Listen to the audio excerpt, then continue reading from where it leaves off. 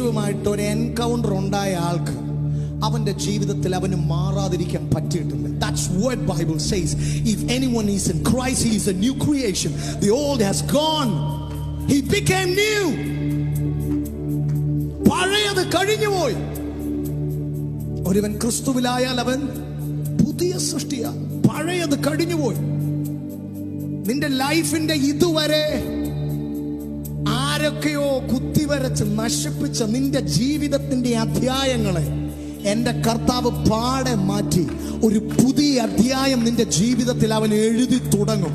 എഴുതി തുടങ്ങുന്നവരാരാണെന്ന് ഓർത്തിട്ട് വേണം ആമേൻ പറയാൻ.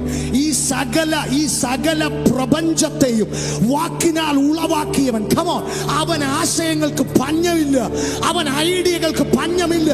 അവൻ ചിന്തിക്കുന്നത് നിവർത്തിക്കാൻ അവൻ സർവശക്തനായ ദൈവമാണ്.